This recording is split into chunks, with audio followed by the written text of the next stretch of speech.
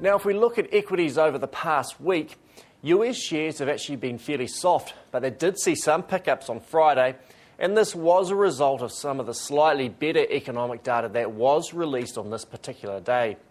But over the past week, most markets have been influenced by weakness, and this has been a reflection of some of the forecasts that have recently been released. The International Monetary Fund released their latest economic growth forecast, and this is suggesting that most of the developed world is starting to slightly fall back over the past few months, in particular out of the US market. Equities will be influenced by corporate earnings as well over the next few weeks, and this will be something to watch fairly closely. We are entering the earnings season for the first quarter of this year, and most people are picking that corporate America is doing relatively well, so this should be fairly positive for equities and for markets. Over the past couple of months, I've been fairly careful not to bang too hard on the 80-cent drum for the Kiwi dollar.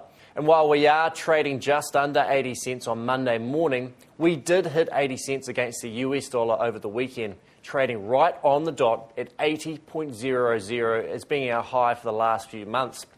Now, the key reason we have seen lifts in the New Zealand dollar is some good appetite from markets around the world, as well as the fact that the commodity prices are looking pretty good.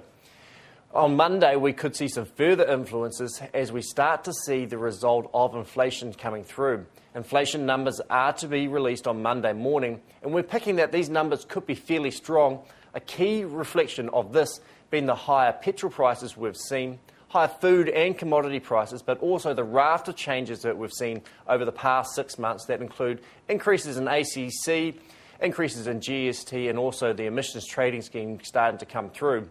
Now, if this does come through and it is a strong number, we could see further lifts in the Kiwi dollar above 80 cents, and this is also a factor of the positivity we're seeing in the market at the moment.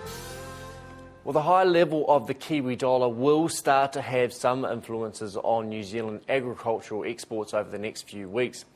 With the Kiwi dollar drifting from around 71.50 now up to around 80 cents, this will be putting some pressure on our schedules, particularly out of the beef market. Over the past week, US imported beef prices have actually drifted slightly lower, and this is a reflection of a little bit of a stand back from the market from the high prices we have been seeing recently. However, if we do look further ahead, the outlook still looks very positive in my eyes.